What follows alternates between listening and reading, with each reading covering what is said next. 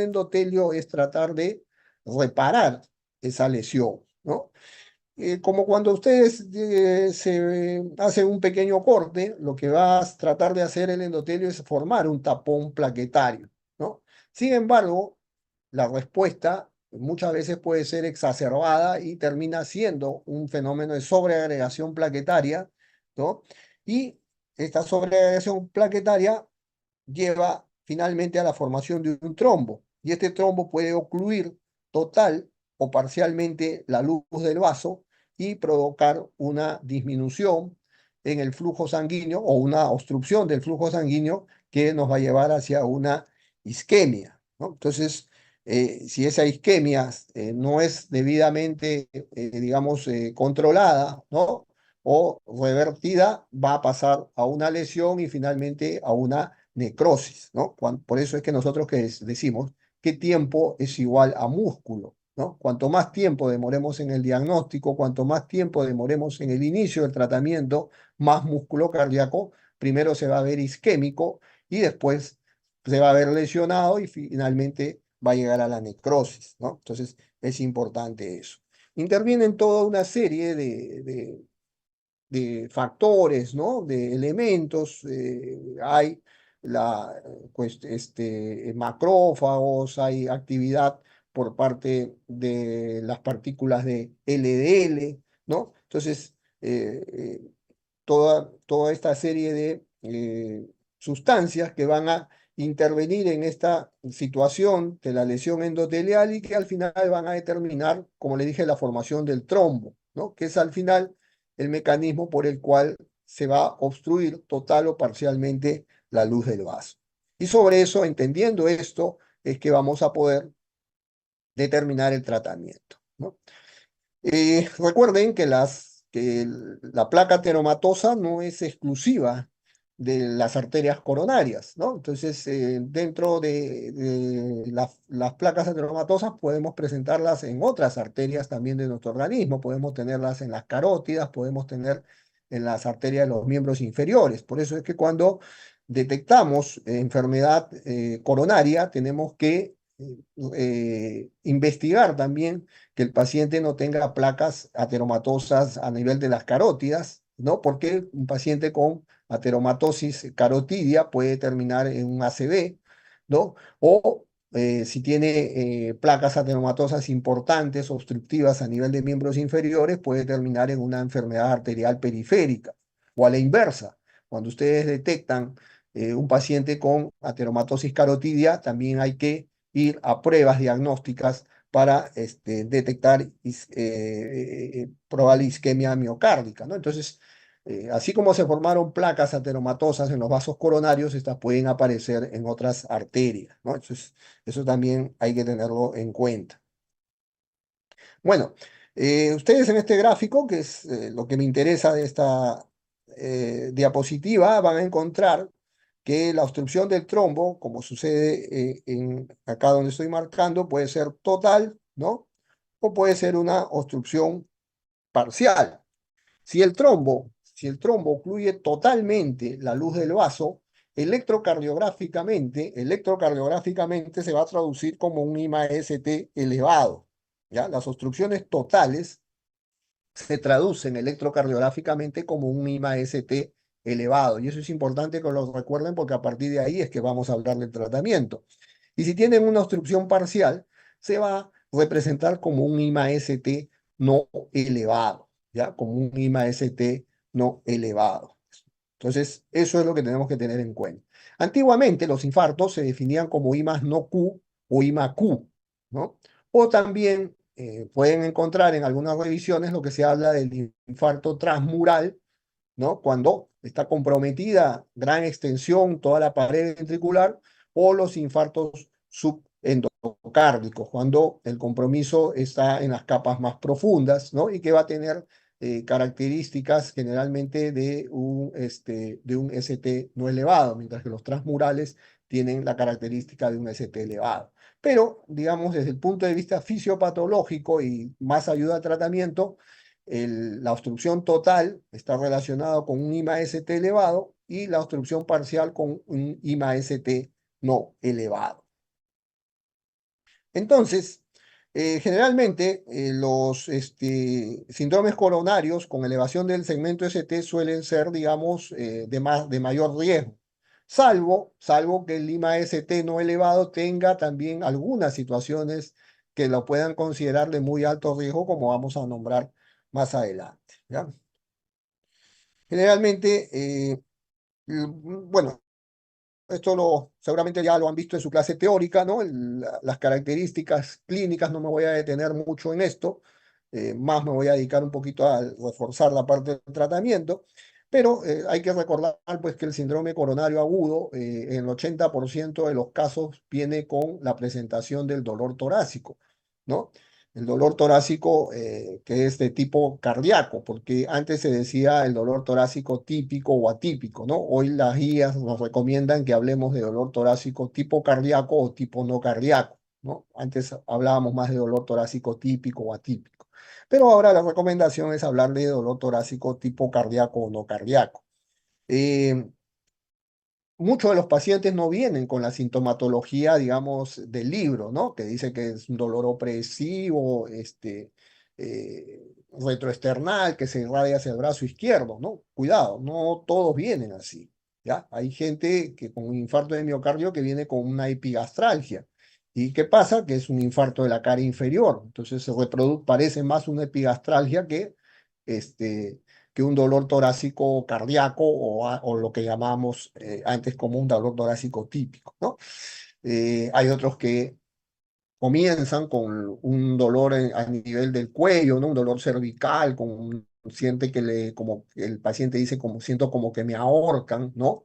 O irradiado hacia la parte maxilar, ¿no? Entonces hay mucho cuidado en el tipo de cómo ustedes se enfrentan y como les dije, recuerden eso, ¿no? Eh, no todos los pacientes con infarto se presentan con las características clínicas que aparecen en sus libros o en sus textos, ¿ya? Bueno, hay una clasificación del infarto que es de tipo 1, tipo 2, tipo 3, tipo 4, tipo 5. Como le digo, no me voy a detener mucho en los temas que lo han desarrollado ya probablemente o lo van a desarrollar en su teoría. El tipo 1 es el tipo clásico, que es la ruptura de la placa ateromatosa. El tipo 2 es aquel que se produce cuando hay un desequilibrio entre el aporte y la demanda de oxígeno, situaciones como una taquiarritmia o un paciente con un shock hipovolémico, ¿no? O una anemia severa, en donde va a haber un desequilibrio entre aporte y demanda de oxígeno y producto de eso el paciente puede terminar haciendo un infarto. El tipo 3 que tiene que ver con la muerte súbita, es decir, aquellos pacientes en los donde yo no pude hacerle un control enzimático ni un control EKG, ¿no? Ustedes han visto muchos casos, paciente se acostó, lo fueron a levantar al día siguiente y estaba muerto, ¿no? Entonces, ahí no, ustedes no tienen la evidencia de un electro, de un control enzimático, simple y sencillamente se llega al diagnóstico post-mortem, ¿no? Que encuentra un trombo coronario que origina pues, un infarto, ¿no? Ese tipo de infartos es lo que se clasifica como el tipo 3. El tipo 4 está relacionado a los problemas que se presentan posangioplastía, ¿no? Intervención coronaria percutánea, ¿no? Donde el stent, que es una malla metálica de la que vamos a hablar más adelante, se trombosa o se restenosa y produce una nueva oclusión del flujo y por lo tanto el paciente se infarta teniendo esa etiología, ¿no? Ese es el tipo 4 y el tipo 5 es aquel que se produce en las cirugías de revascularización miocárdica, ¿no? Es un poco para recordar un poco esto de las definiciones del tipo de infarto, pero el más, digamos, el clásico es el tipo 1, que es la ruptura de la placa ateroma. Bueno, en el diagnóstico, las guías nos recomiendan que lo más importante ante todo paciente con dolor torácico es obtener un electrocardiograma dentro de los 10 primeros minutos de su llegada a la emergencia. Bueno, eso funciona en otros hospitales, desgraciadamente, debería ser en todos, donde hay unidades de dolor torácico, ¿no? En otras emergencias hay unidades exclusivas de dolor torácico donde llega un paciente e inmediatamente se le toma el electrocardiograma. Desgraciadamente aquí en nuestro país, en nuestras emergencias, la saturación, la desorganización, coloca al paciente con dolor torácico en la misma cola o en la misma fila que viene uno por una rinofaringitis y otro que viene por una hemorragia digestiva. O sea, todos pasan por el mismo triaje y es evidente que se confunden ahí las reales urgencias, emergencias y los que no tienen nada que ver por último, en una emergencia, ¿no? Pero bueno, lo ideal es hacer una toma de electrocardiograma lo más precoz posible. Eso es importante porque nos va a ayudar a hacer un diagnóstico precoz, ¿no? Bueno, dentro del electrocardiograma, ustedes pueden encontrar pues un electro normal, ¿no? O de repente comienza, si ya el paciente viene, por eso es importante preguntarle a ustedes al paciente cuántas horas de inicio de los síntomas tiene. Si el paciente le dice que tiene unas 2 o 3 horas, probablemente no encuentren todavía cambios muy marcados en el electrocardiograma o en las enzimas cardíacas, por ahí pueden encontrar una mioglobina ya elevada, pero no van a pensar que van a encontrar una troponina todavía elevada, por lo mismo que hemos mencionado en la charla anterior, ¿no? Entonces, por eso, en estos temas es muy importante la anamnesis, el interrogatorio que ustedes hacen. Miren cómo a partir de un dato tan simple como puede ser a qué hora empezó su dolor de pecho, señor, ustedes ya pueden ir comenzando a armar su contexto clínico, pueden comenzar a armar su contexto, su criterio de laboratorio, ¿no? Y el hallazgo que ustedes encuentren en el electrocardiograma, ¿no? Entonces, por eso es importante el interrogatorio, una buena anamnesis de su paciente. Y como les he dicho, el tema del electrocardiograma dentro del síndrome coronario es un tema dinámico, ¿no? El electro cambia en cuestión de minutos, en cuestión de horas, y bueno, posteriormente ya para los temas de pronóstico y gravedad cambia en función del día, y ustedes ven ahí cómo puede irse manifestando estos cambios electrocardiográficos, ¿no? Ondas T hiperagudas, elevación del segmento ST o según corresponda a la obstrucción que tenga el paciente, puede ir hacia el infradesnivel, en fin, distintas características del infarto.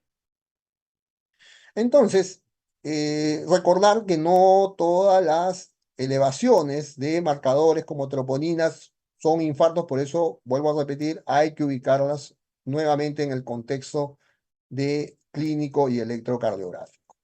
Bueno, aquí ustedes ven un electro con una marcada elevación del ST, ¿no? En derivadas izquierdas o derivadas laterales, ¿no? Entonces, si viene un paciente con un dolor torácico y ustedes le toman este electro y ya tienen esta manifestación, ya no tienen que esperar, digamos, ustedes van a pedir enzimas cardíacas, lógicamente, pero ya ustedes pueden iniciar las terapias de reperfusión, ¿no? Que vamos a explicarles ya con 2 criterios, porque ya tienen 2 criterios de 3. Tienen dolor torácico y tienen un electro claramente que les habla de un síndrome coronario con elevación del ST, ¿no? O si les viene esto, ¿no? Si les viene esta es una lesión muy grave, no sé si en electrocardiografía ya han visto, ¿no? El infradesnivel en 5 o más derivadas, ¿ya? Este patrón de un infradesnivel en 5 o más derivadas nos habla de una lesión del tronco de la coronaria izquierda, que es una lesión gravísima y que requiere de un tratamiento inmediato. Está tapado el origen de 2 arterias importantes como la descendente anterior y la circunfleja. Esta es una lesión de tronco, ¿no? Un infradesnivel en 5 o más derivadas. Entonces, el electro, aquí también tienen otra, otro electro con infradesnivel, en fin. Entonces, importante la toma del electro, importante monitorizar sus enzimas cardíacas, y hay toda una serie de criterios que se han ya, digamos, puesto para que ustedes puedan hacer el diagnóstico electrocardiográfico, ¿no? Ahora hay criterios basados en la edad y el sexo del paciente, ¿no? En el caso de los varones, si es mayor de 40 años, si es menor de 40 años, hay criterios Y eso hay que revisarlos, ¿no? O probablemente en su clase teórica se los vayan ya a mencionar, ¿no?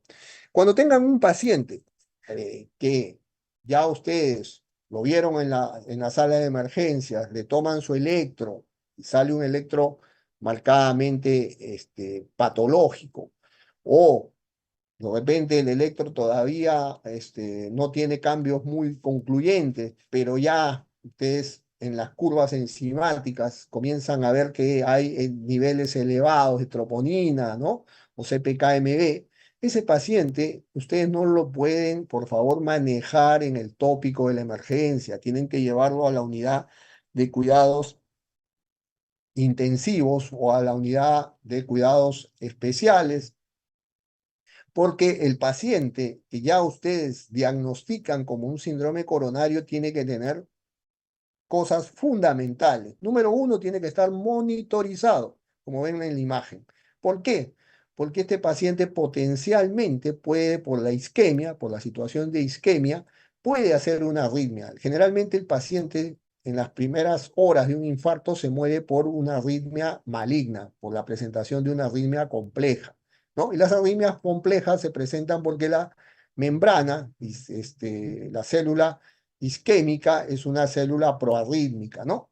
Eh, este, el aumento del calcio intracelular, las alteraciones de las concentraciones de sodio y potasio hacen que la membrana se altere, ¿no? Y que se vuelva proarrítmica, ¿no?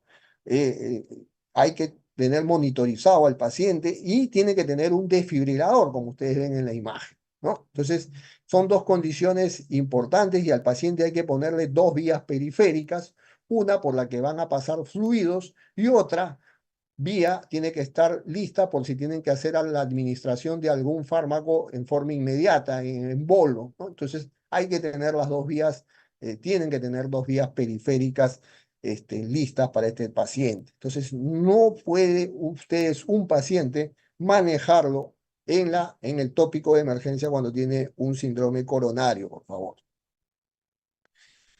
Eh, Después vamos a hablar un poco de la escala de Grace. No, acá se me desordenó un poquito. Y vamos a ir al tratamiento del, del ST elevado. ¿Ya? Vamos a irnos primero con el ST elevado. Hemos dicho que, que los ST elevados son infartos en los que hay una obstrucción total de la luz del vaso. Entonces, hay dos situaciones, hay dos formas de enfrentar un tratamiento de un infarto con ST elevado. Definitivamente, lo que tengo que hacer es romper el trombo, porque si el trombo ocluye completamente la luz del vaso, que es lo que pasa en un ST elevado, yo tengo que romper el trombo.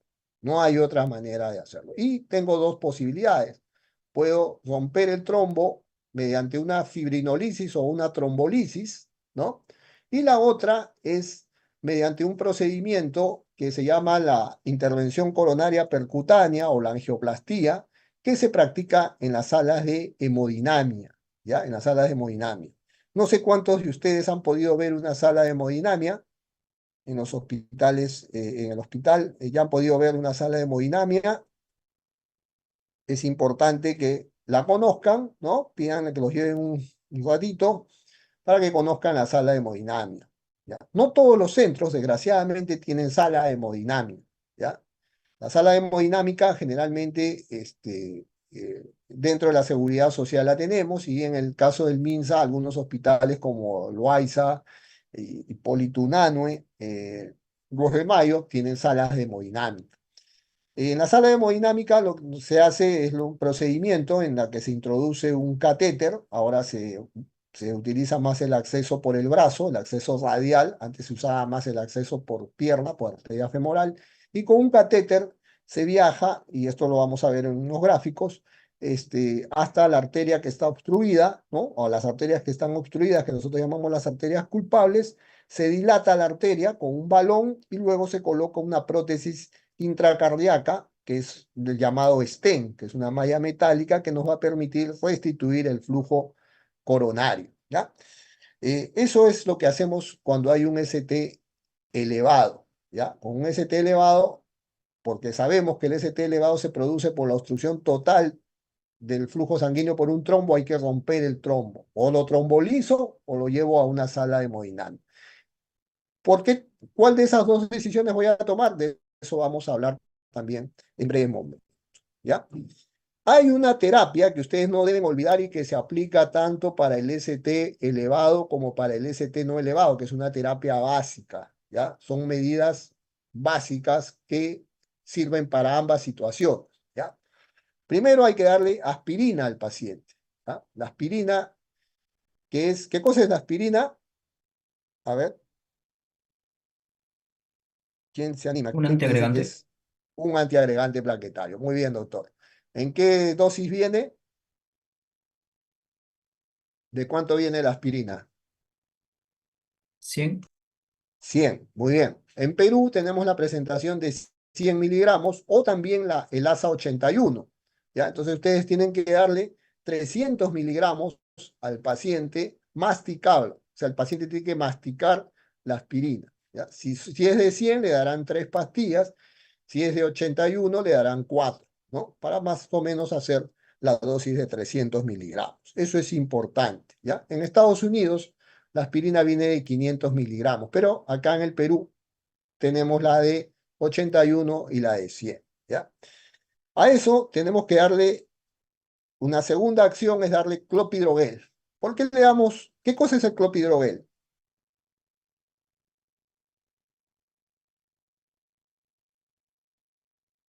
Ajá, se olvidaron de Otro farmacología. antiagregante, doctor. Otro antiagregante. Muy bien, doctor. Doctor, ¿y por qué le doy dos cosas que hacen lo mismo? Si no me equivoco, actúan en sitios distintos. Muy bien, muy bien. Porque tienen mecanismos o vías de acción distintas. ¿Y qué hemos dicho? ¿Qué es lo que produce un infarto? ¿Qué es lo que hace, qué obstruye el flujo sanguíneo? Un trombo. Un trombo, ¿no? Entonces lo que tengo que tratar de hacer es evitar que ese fenómeno de sobreagregación plaquetaria, ¿no? Se siga exacerbando, ¿no? Se siga organizando el trombo y por eso tengo que bloquear la formación o la mayor agregación plaquetaria bloqueando la mayor cantidad de vías, ¿no? En este caso le doy aspirina, que va por la vía de los tromboxanos, y el clopidogrel, que actúa a nivel del ADP, ¿no? Ahora, aparte del clopidogrel, ustedes tienen otras opciones, que pueden ser el ticagrelor y el prasugrel. Pero en la práctica, en la salud pública, ustedes lo que van a encontrar es clopidogrel más. La otra la van a encontrar en la práctica privada. No van a encontrarlos por costos, no van a encontrar ticagrelor, prasugrel en la práctica en los hospitales nacionales. Van a encontrar aspirina, van a encontrar clopidogrel, ¿ya? El clopidogrel viene en la presentación de 75 miligramos y la recomendación es darle al paciente 450 miligramos o 600 miligramos, van a encontrar en otras recomendaciones. O sea, que le van a tener que dar entre 6 u 8 pastillas de clopidogrel junto con las 3 pastillas que le dieron ya de aspirina. Miren la cantidad de fármacos que tienen que dar para bloquear esta formación o esta exacerbación plaquetaria, ¿ya? Luego, luego tienen que darle estatinas. ¿Qué estatinas conocen? Torva. Torvastatina. Atorvastatina, ¿no? Otras, Rosuvastatina. rosuvastatina, que es más usada en, digamos, en un tratamiento crónico para el síndrome agudo, más usamos atorvastatina. Hay también simvastatina, lovastatina. Muy bien. La atorvastatina, ¿de qué presentación viene, doctor?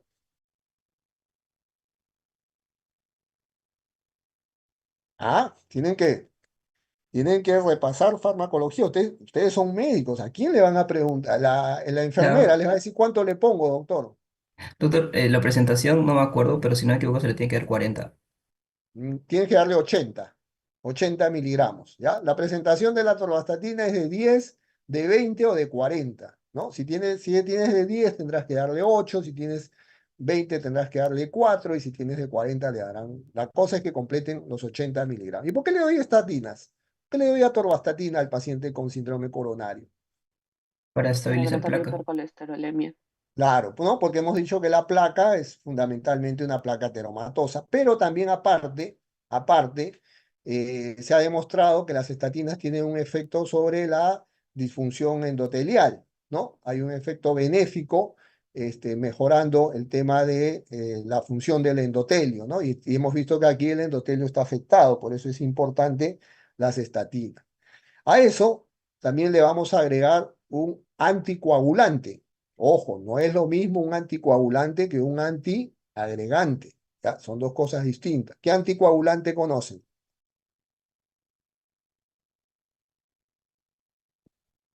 Los inhibidores de la vitamina K, antagonistas de la vitamina K, perdón. Ya, pero Warfarina.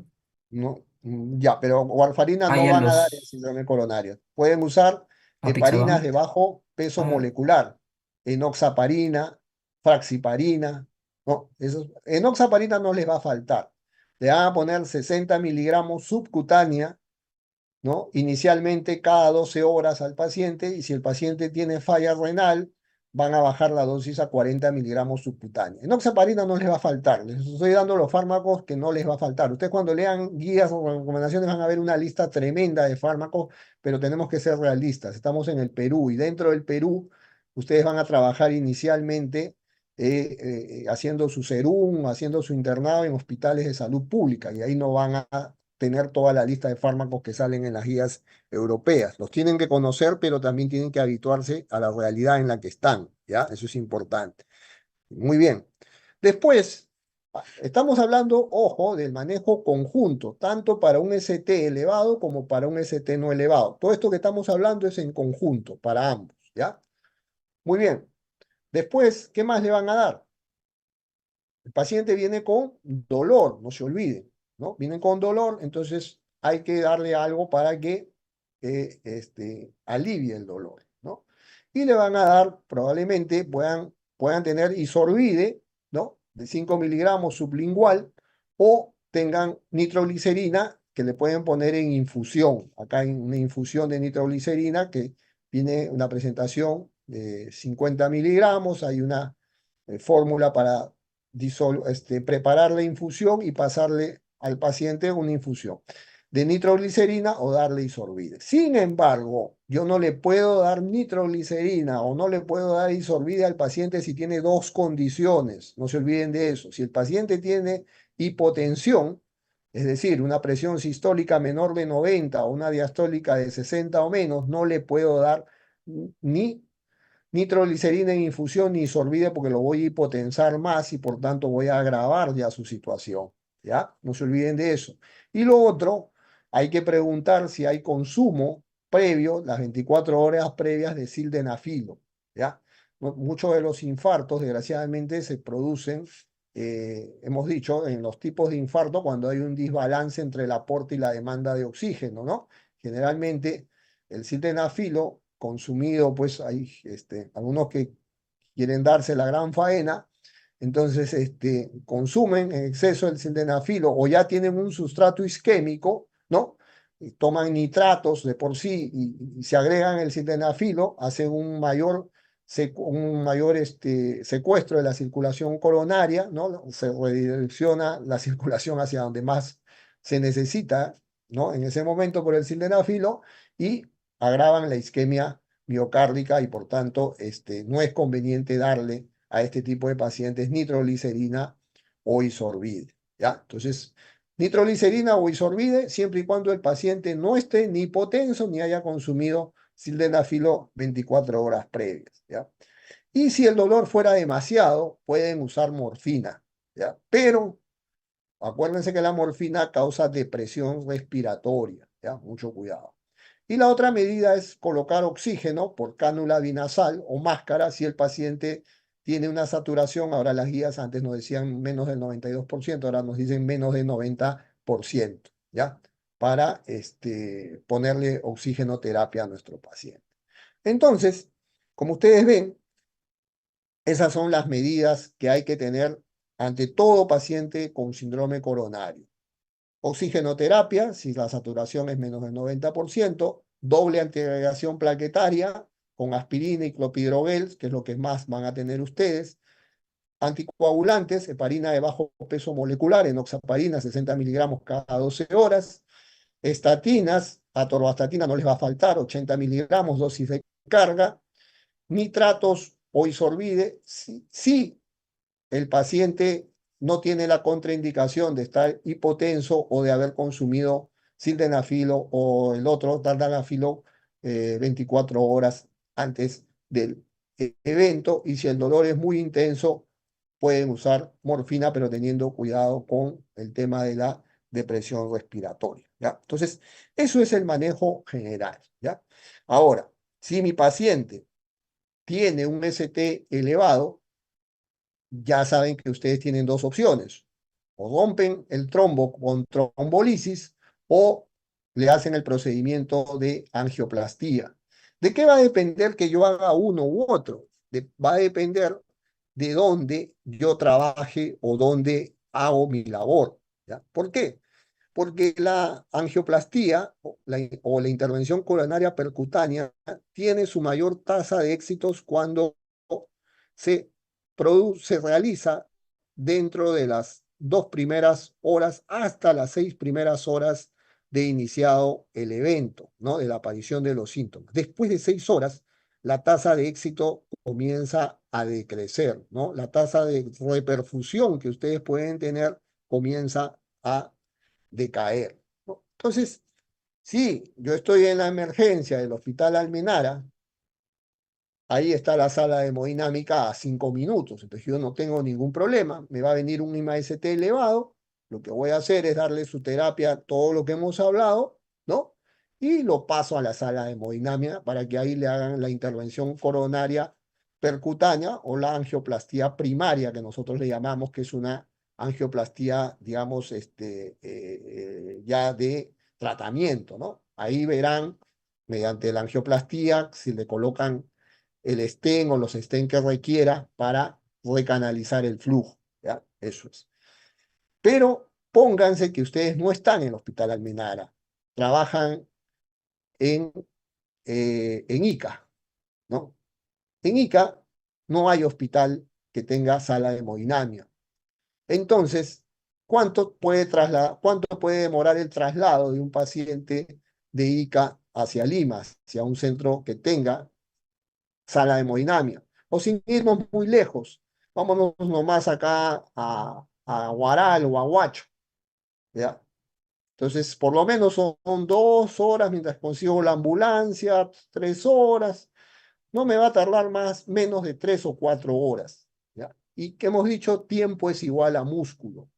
Entonces, ¿qué tengo que hacer ahí? Tengo que trombolizar.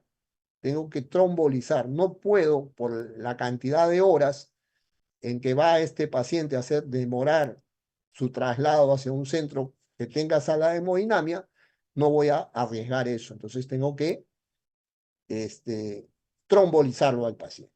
Ya, no voy a trombolizar. Y de eso vamos a hablar. Entonces, lo que quiero es que les quede claro que la terapia de reperfusión que ustedes van a utilizar ante un paciente con IMA-ST elevado, o sea, que tiene una obstrucción completa del flujo coronario, está en base a dónde están, a qué tan cercana está una sala de hemodinámica para reperfundir al paciente mediante una intervención coronaria percutánea o una angioplastía, ¿ya?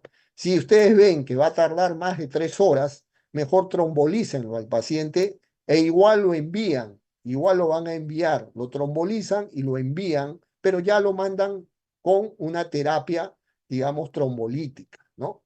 Si tienen una sala de hemodinámica muy cerca, a menos de 2 horas, envíenlo, hacen todo lo que hemos hablado y lo envían al paciente a la sala de hemodinámica. Entonces, el contexto del tratamiento está en base a dónde estén ustedes, eso es importante, ¿ya? Bueno, ya hemos hablado acá de las heparinas. El tratamiento de reperfusión es importantísimo. Cuanto más precoz, menos músculo cardíaco va a estar comprometido, no se olviden de eso, ¿no? Y aquí tenemos los trombolíticos que ustedes pueden usar, ¿no? Los trombolíticos lo que hacen, pues, es romper este trombo, ¿no? A través de la plasmina, ¿no? Todos son activadores tisulares del plasminógeno, ¿no? Van a tener streptokinasa, van a tener reteplasa, van a tener alteplasa, teneplasa, según la entidad. Y la forma de administrar, acá tienen un cuadrito, va a variar en función del fármaco que ustedes dispongan, ¿ya? No, en algunos sitios tendrán streptokinasa, en otros, como en salud, tendrán alteplasa. Cada uno tiene una forma de dosificación o de forma de administrar distinta, como ustedes ven, ¿ya? Generalmente ahora tienen la facilidad de, generalmente en las salas de shock trauma, van a encontrar cartillas donde, como estas, en donde según el fármaco que ustedes dispongan en el hospital van a poder, digamos, hacer el tratamiento o lo pueden descargar de sus dispositivos también, ¿no? La forma de administración va a variar en base al fármaco que tengan, ¿ya? Ahora, toda trombolisis o toda fibrinolisis es exitosa, es decir, yo voy a lograr romper el trombo, no, no. Puede ser que el trombo esté ya muy organizado, puede ser que sea un trombo muy duro y pese a la administración del fibrinolítico no pueda resolver el caso, ¿ya? Entonces, hay criterios que me van a decir si mi trombolisis ha tenido éxito o no. Primero vamos a repasar un poquito las contraindicaciones, porque no todos los pacientes son candidatos a tratamiento fibrinolítico. Y hay contraindicaciones absolutas y contraindicaciones relativas. Si yo tengo, pues, un paciente que tiene antecedentes de un ACV, ¿no? En un periodo muy cercano, como 6 meses previos, un ACV isquémico, ¿no? O tenga la sospecha de una disección aórtica o tenga una hemorragia gastrointestinal activa en el último mes, son contraindicaciones, como ustedes ven, absolutas, ¿ya? Para hacerle a este paciente una trombolisis, el riesgo de sangrado va a ser muchísimo mayor. Entonces, le daré un soporte, el soporte básico que hemos hablado, y lo tendré ya que referir igual, porque no lo puedo trombolizar, lo voy a poner en más riesgo, ¿no? Y hay otras condiciones relativas, donde ya tengo que evaluar el riesgo-beneficio. Entonces, ahí entra ya el criterio clínico de ustedes, ¿no? Crisis hipertensivas, el caso de tratamiento anticoagulante oral, endocarditis endocarditis infecciosa, en fin, ya esas son situaciones en donde ustedes tienen que evaluar riesgo-beneficio, ¿ya? Eh, Se me pasó esto de los criterios de reperfusión, pero bueno, cuando yo sé que mi trombolisis es exitosa, hablábamos de eso, ¿ya? Cuando sé que mi trombolisis ha sido exitosa. Hay dos criterios que son muy importantes. La disminución del dolor en un 50%. Por eso es que ustedes cuando llega un paciente le preguntan cuánto de dolor en el pecho tiene, del 1 al 10. ¿No? El paciente les dice 8. Si ustedes trombolizan, y generalmente esto lo tienen que ver dentro de los primeros 90 minutos, porque generalmente la trombolisis se completa en 90 minutos, ¿no? Y le preguntan al paciente, señor, ¿ahora cómo le duele? Y el paciente le dice, doctor, ahora me duele 4 sobre 10, es porque su trombolisis ha tenido éxito, han disminuido en 50% la intensidad del dolor. Y el otro criterio es la disminución en 50% del supradesnivel del ST. Si yo en mi electro tenía un supradesnivel de 3 milímetros y después de la reperfusión tengo 1,5, quiere decir que también he tenido éxito, ¿no? He tenido éxito. También se pueden presentar lo que se llaman las arritmias de reperfusión, ¿no? Puede aparecer extrasístoles ventriculares, ritmo hidroventricular acelerado. Eso no nos debe, digamos, asustar porque al restablecerse el flujo, ¿no? El restablecerse el flujo coronario, pueden aparecer estas arritmias llamadas arritmias de reperfusión, ¿ya? Entonces, son criterios que me dicen que mi trombolisis ha tenido éxito. Disminución del dolor, del 50%, disminución del 50% en los milímetros de elevación que ha tenido el ST, ¿ya? Y la aparición de arritmias de reperfusión tampoco nos debe, puede ser una manifestación de una reperfusión. ¿Ya? Independientemente, como les dije, que el paciente haya tenido una trombolisis fallida o exitosa, ustedes tienen que enviarlo al centro de referencia o al hospital de complejidad que tenga la sala de hemodinámica para que ahí, en el caso que ustedes hayan tenido una trombolisis fallida, que ojo, no es por culpa de ustedes, ¿ah? Trombolisis fallida ya es porque, como les dije, hay otras circunstancias que pueden hacer eso, se haga ya una trombolisis o perdón, una angioplastía que se llama una angioplastía de rescate, ¿no? Ya cuando, y si su trombolisis ha sido exitosa, el paciente va igual a la sala de hemodinámica y se hace una angioplastía, ¿no? Facilitada, ¿no? Facilitada. Son los conceptos, un poquito los términos para que se familiaricen. Angioplastía primaria es cuando ustedes, ¡pum!, lo derivan directamente al paciente de la emergencia a la sala de hemodinámica. Angioplastía de rescate es cuando hicieron una trombolisis que no tuvo éxito, una trombolisis fallida, ¿no? Y la angioplastía facilitada es la angioplastía en donde ustedes hicieron la trombolisis, tienen criterios de éxito en su reperfusión y lo envían igual al paciente a la sala de hemodinámica. ¿Ya? Entonces, eso es el tratamiento en cuanto a IMA-ST elevado que tenemos. Ahora nos vamos con el IMA-ST no elevado. El IMA-ST no elevado generalmente por ser una situación eh, en la que el paciente, acá se me había desordenado todo, el paciente tiene flujo, tiene un flujo parcial, no reviste, digamos, la gravedad aparentemente del infarto IMA-ST elevado. Sin embargo, yo tengo que estratificar el riesgo de mi paciente con IMA-ST no elevado, ¿ya? Y como hay escalas, ¿no? Hay la escala TIMI y también la escala Grace. Vamos a usar la escala Grace.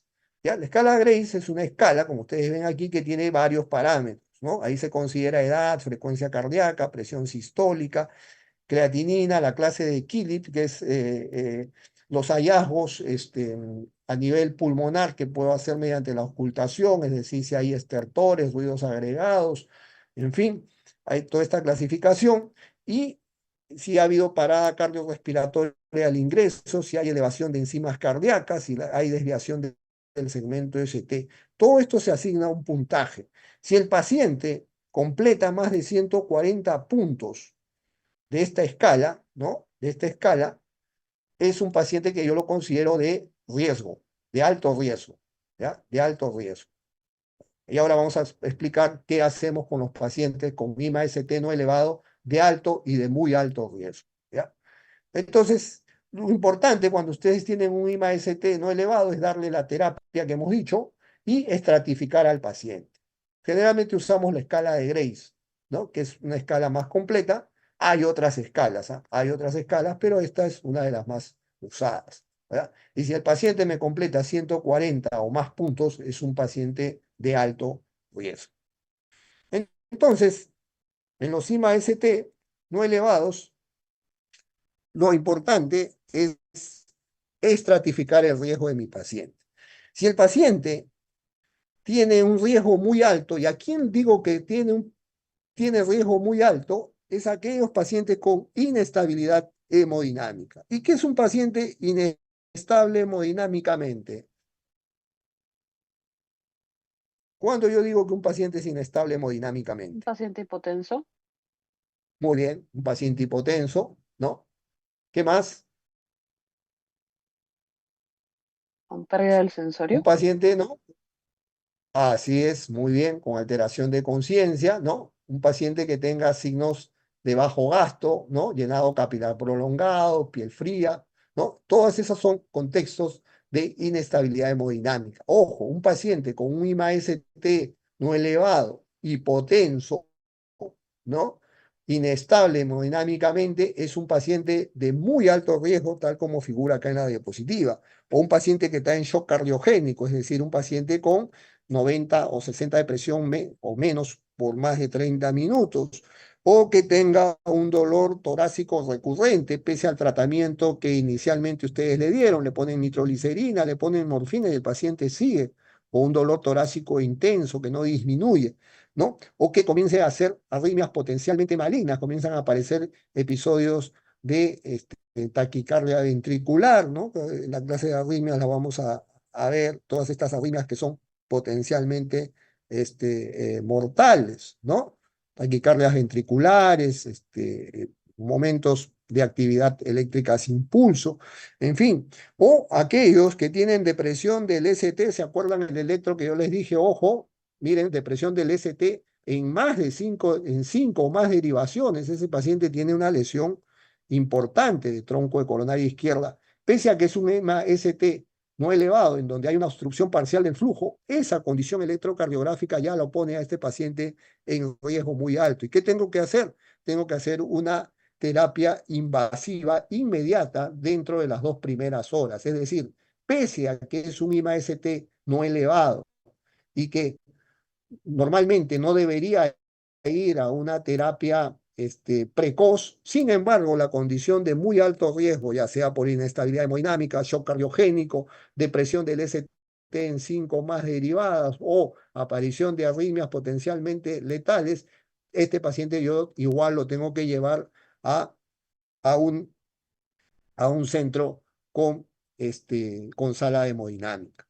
Y si mi paciente es de riesgo alto, un IMA-ST no elevado, con una escala de Grace, miren, con un marcador mayor de 140, o el paciente ha tenido o tiene cambios hemodinámicos, perdón, cambios dinámicos contiguos o nuevos del ST, ¿no? El paciente comienza a hacerme inversiones de la onda T o comienza a infradesnivelar más el ST, en fin, comienza, ese paciente también lo tengo que llevar igual a la angiografía, a la angioplastía, ¿no? Al cateterismo cardíaco, pero, digamos, no con la urgencia del paciente de riesgo muy alto, pero igual lo tengo que trasladar.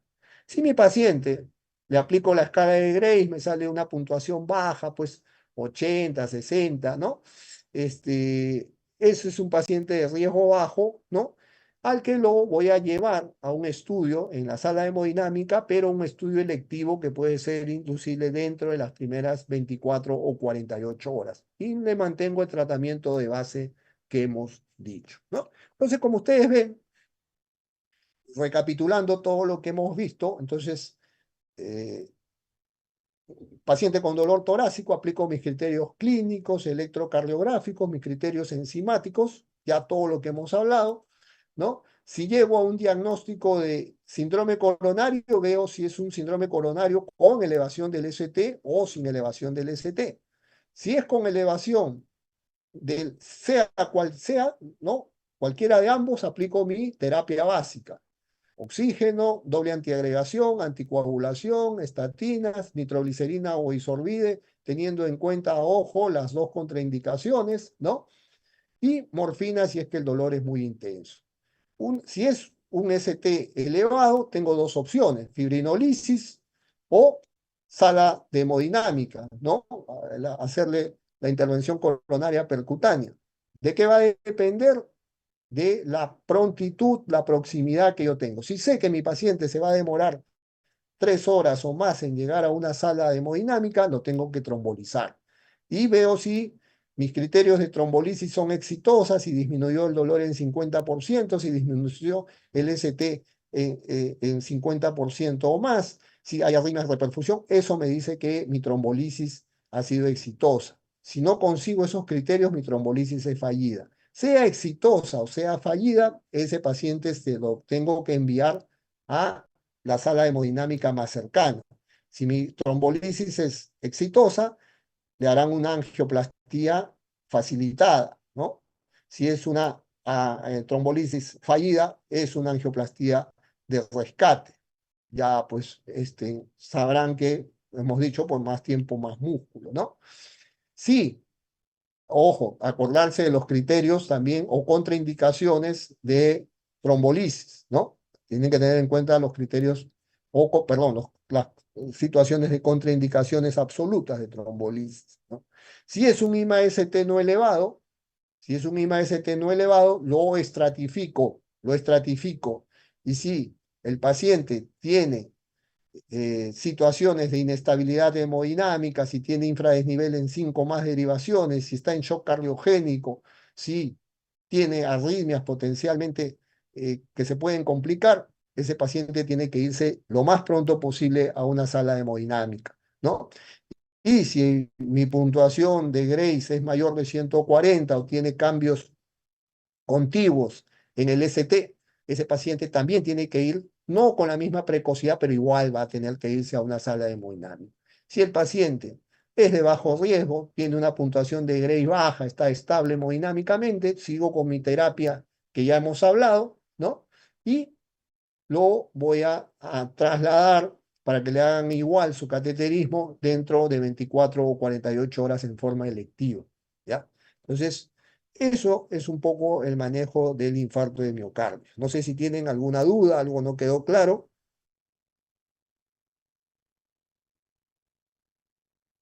¿Sí? ¿Todo quedó claro? Todo claro, doctor. Ah, bueno. Dicen que cuando no preguntan es o que todo quedó claro o que no se entendió nada. Espero que sea lo primero, ¿ya? Muy bien, vamos a ir para concluir rápidamente con lo que es laboratorio, perdón, prueba de esfuerzo, Holter y mapa, porque el tema del tratamiento de las arritmias lo vamos a hacer en la clase teórica, ¿ya? Porque si me pongo a hablar ahorita de tratamiento de arritmias, lo más probable es que no la vayan a tener muy claro porque necesito que tengan el concepto de la arritmia y el tratamiento, ¿no? Ahí es un poco la relación es más directa, digamos, ¿no? Ay, no, esto,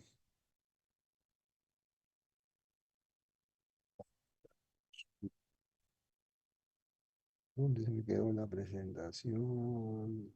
Sí.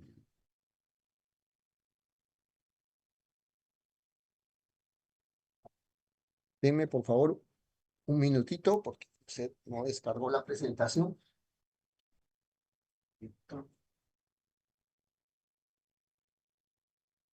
Si tienen algún comentario, algo, nos van, lo había descargado, pero no sé qué ha pasado. A ver, está acá. Acá está, acá está.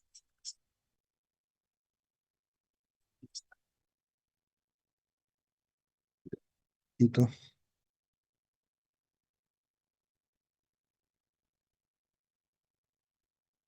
¿No?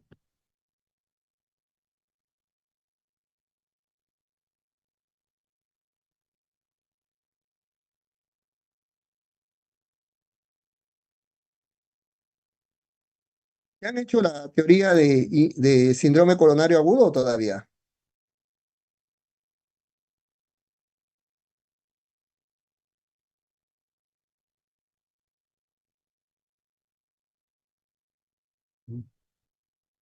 Sí, doctor, ya lo hemos hecho. Ah, ya. Entonces ya era un poco más fácil para que puedan relacionar la teoría con el tratamiento.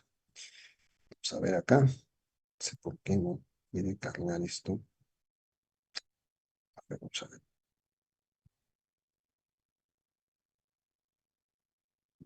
Mm.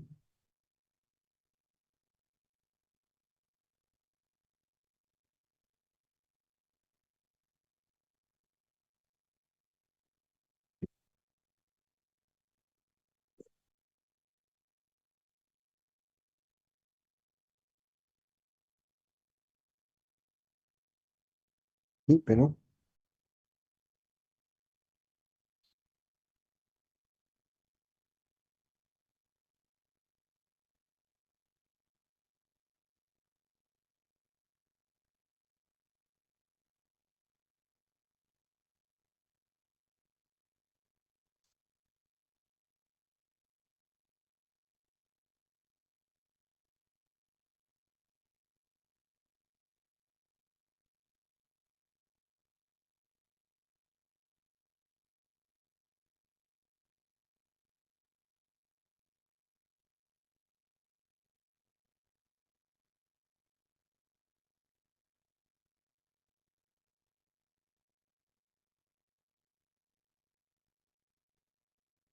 Sí.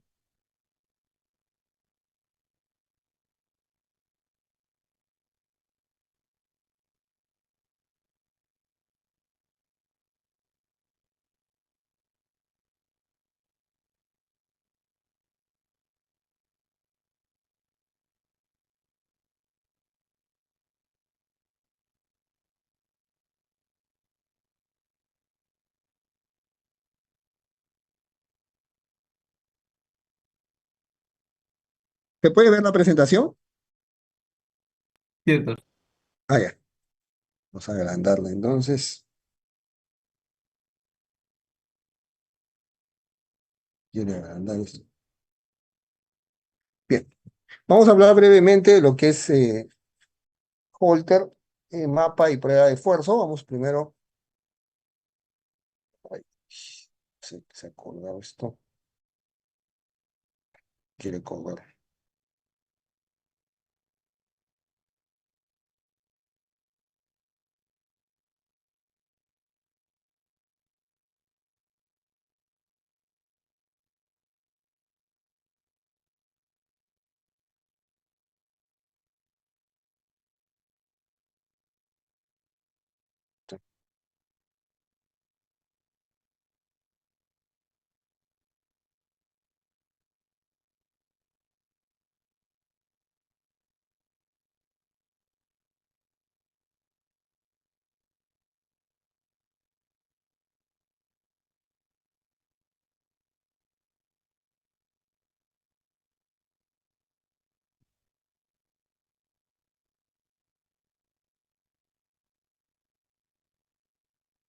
Pasó con la presentación que no quiere correr.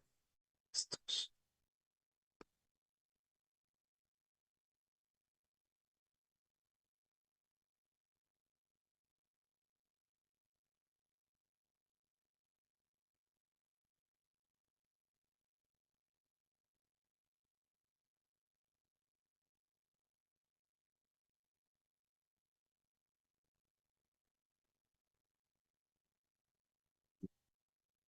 Voy ahora sí se lo he puesto.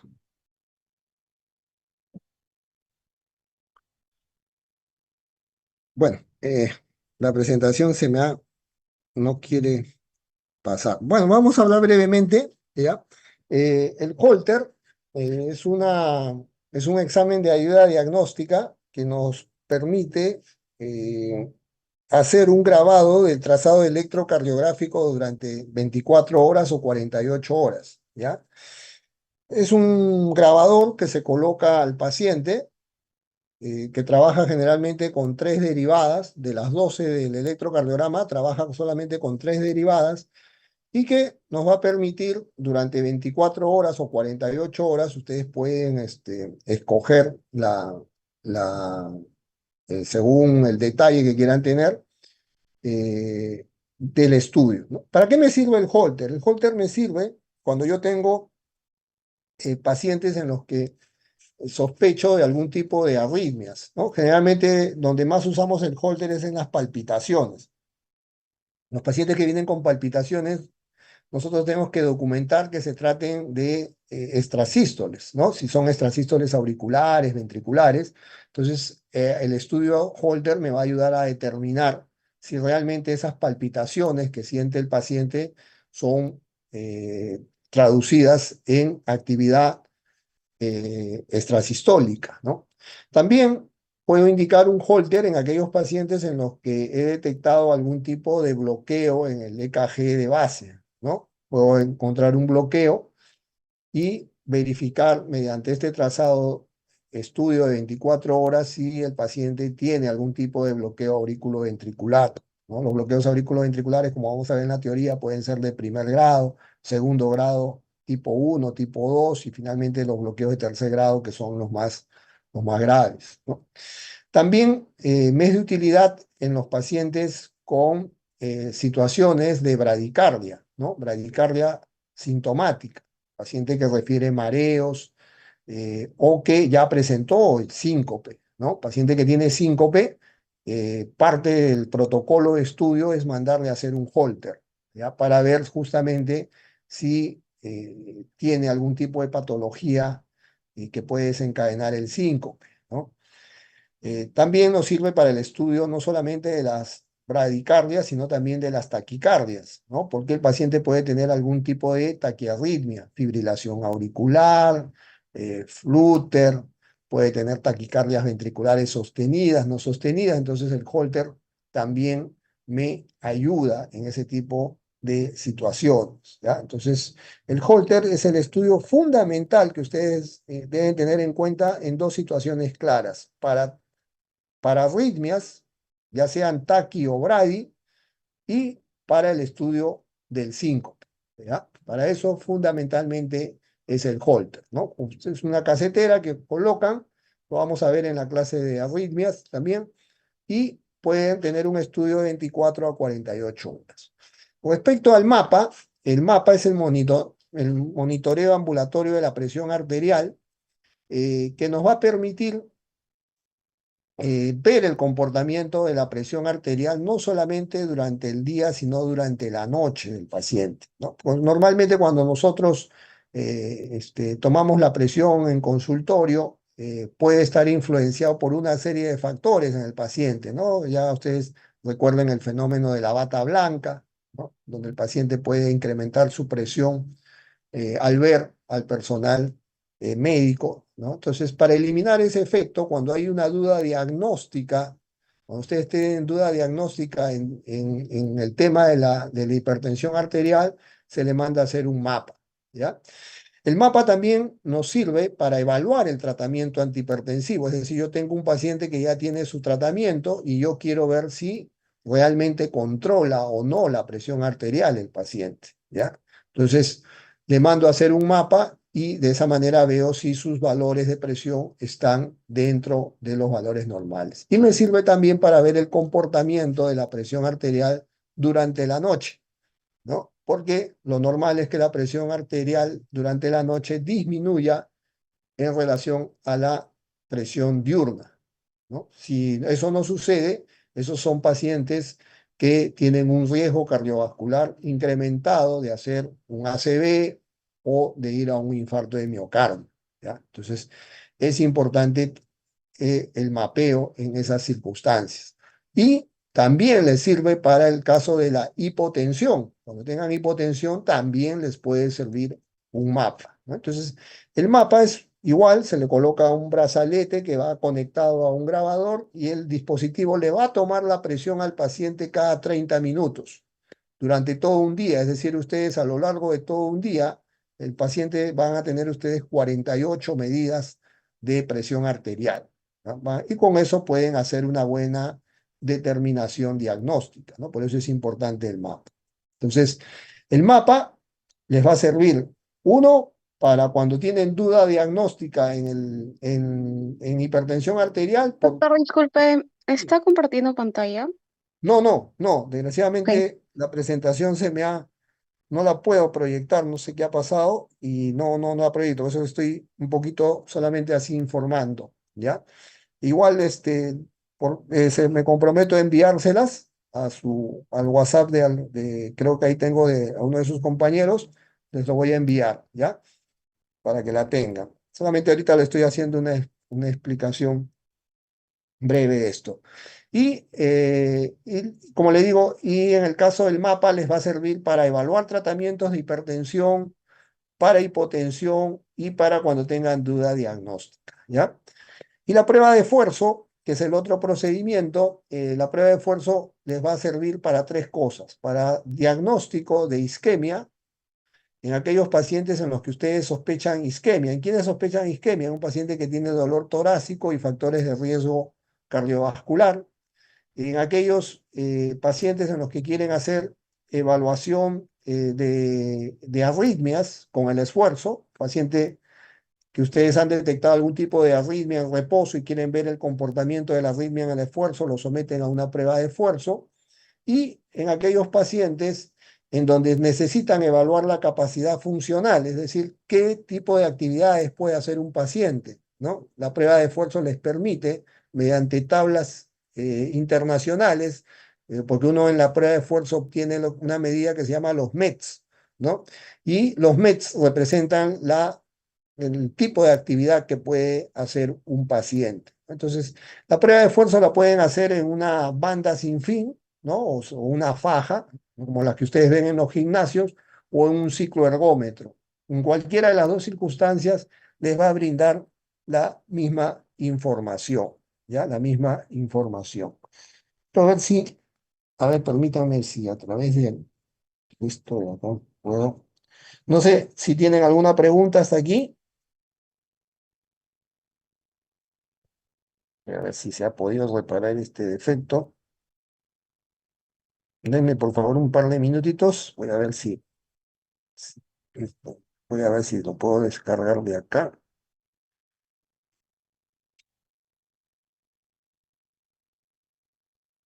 Tenía en nuestra carpeta.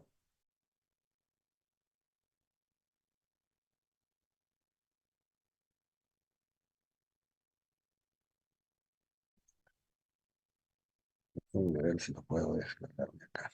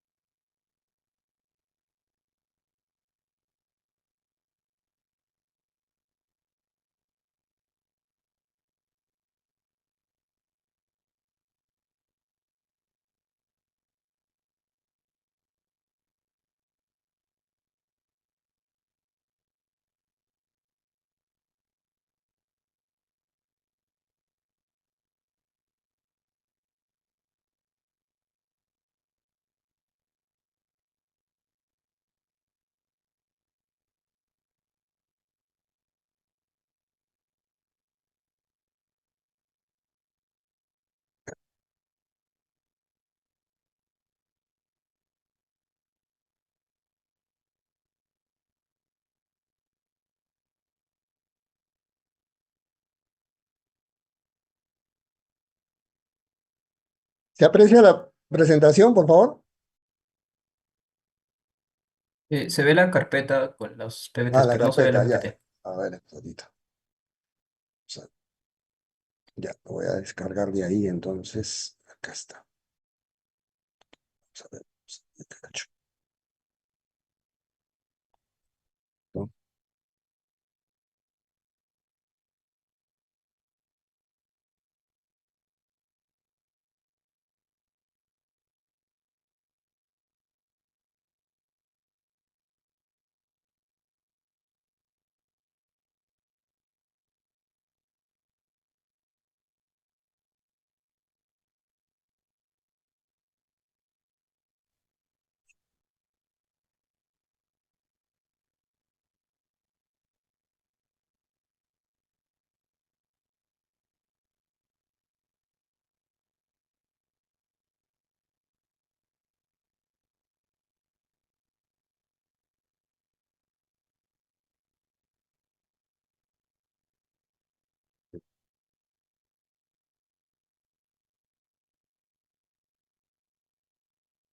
Pero, ¿no?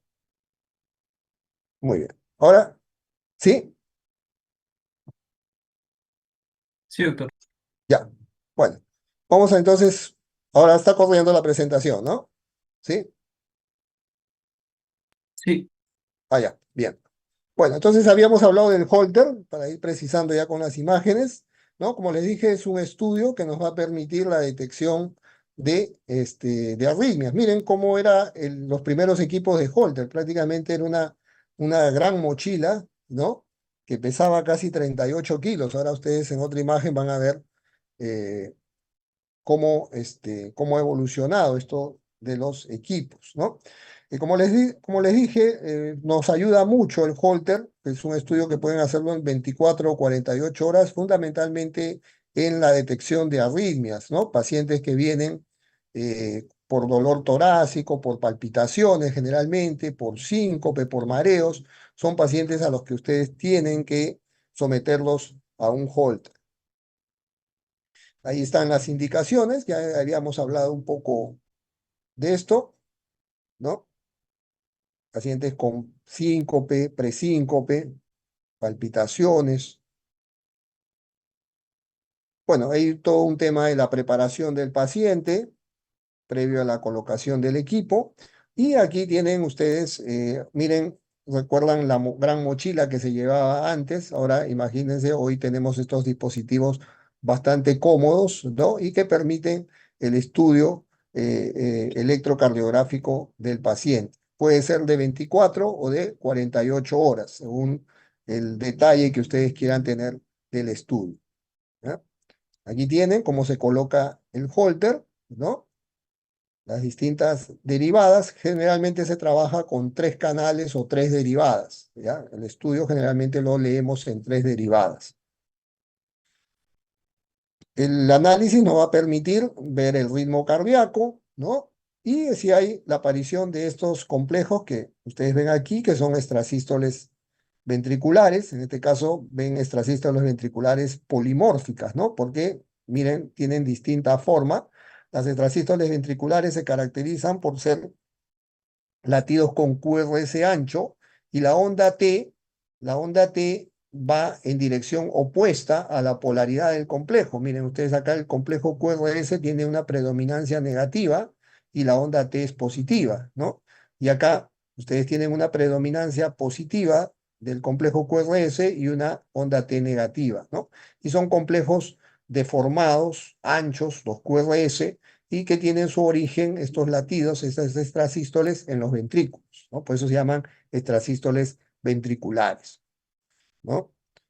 Eh, los tipos de grabación, estos ya son un poco de los detalles técnicos, no me voy a detener ahí. Aquí tienen el equipo, toda esta información se descarga mediante un software en el monitor, y nosotros a partir de ahí hacemos la lectura del hold, ¿no? Hay algún tipo de precauciones que hay que tener con el paciente que está en Holter, se le hace algunas recomendaciones, ¿no? Evitar que pase por áreas de alto voltaje, imanes o por centros de detección de metales, fundamentalmente. Eso es en el Holter. En cuanto al mapeo, hemos dicho que nos va a permitir información importante del comportamiento de la presión arterial, ¿no? También nos sirve en las dudas diagnósticas, nos sirve para la evaluación de tratamientos de hipertensión arterial. Eh, Igual por acá, y nos va a permitir, como les dije, en este tipo de situaciones, ¿no? En hipertensión de bata blanca o en la hipertensión enmascarada, ¿no? ¿Qué es la hipertensión enmascarada? ¿Recuerdan?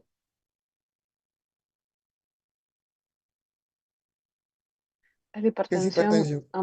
ambulatoria, pero en consulta no aparece. Así es, ¿no? El paciente que en sus controles en domicilio tiene valores altos y va al consultorio y se encuentra valores normales. Lo inverso de la bata blanca, eso es la hipertensión enmascarada, que también ustedes la pueden estudiar cuando tienen este tipo de pacientes con un mapeo, ¿no? Eh, Aquí algunos parámetros, ¿no? Vamos a ir un poquito a algo que es importante. Acá tienen el mapa, ¿no? Este es el equipo, ¿no? Va el brazalete conectado al grabador, igual. El brazalete tiene que estar acorde al grosor del antebrazo del paciente, ¿no? Del brazo del paciente. Y toma cada 30 minutos. A veces se ajusta cada 20 minutos, pero la verdad que es muy, muy molestoso, sobre todo en la noche, porque el paciente tiene que dormir tratar de mantener el brazo extendido, ¿no? Porque la presión que ejerce el brazalete es bastante fuerte, entonces a veces suele ser un poco incómodo en ese aspecto, ¿ya? Eh, Todas las indicaciones,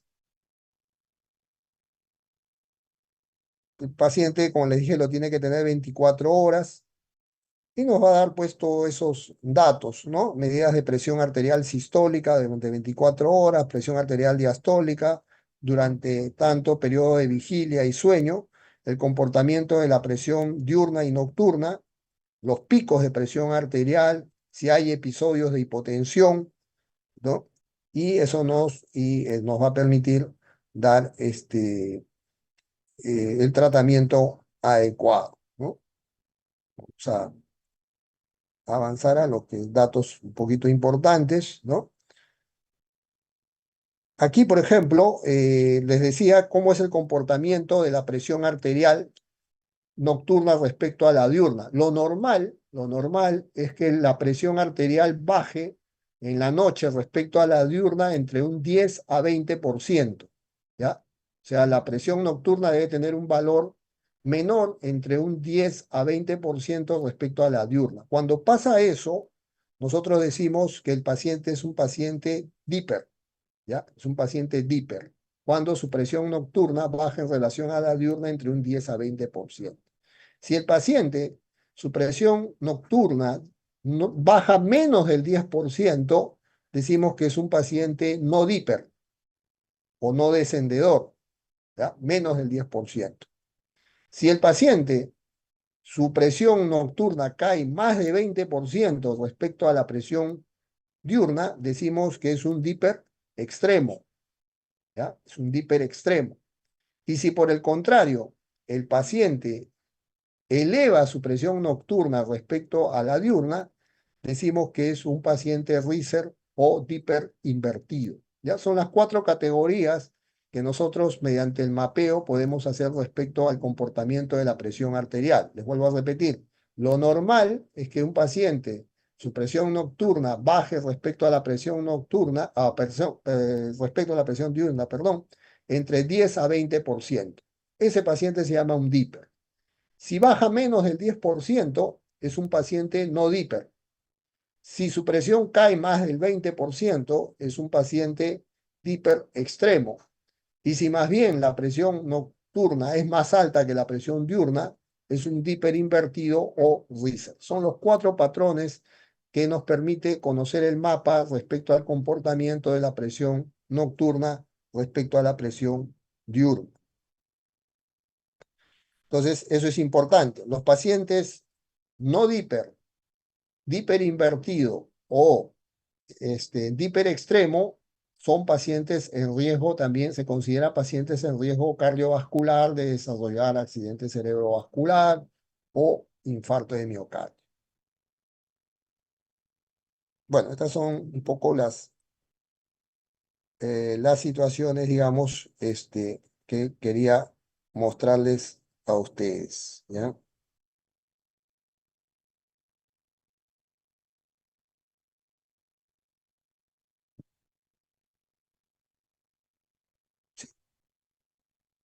Bueno, aquí tienen algunos gráficos de cómo se va estableciendo el estudio, ¿ya?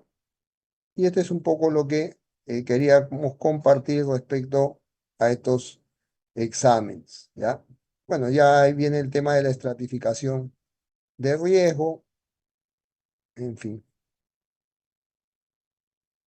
Muy bien. No sé si hay alguna pregunta,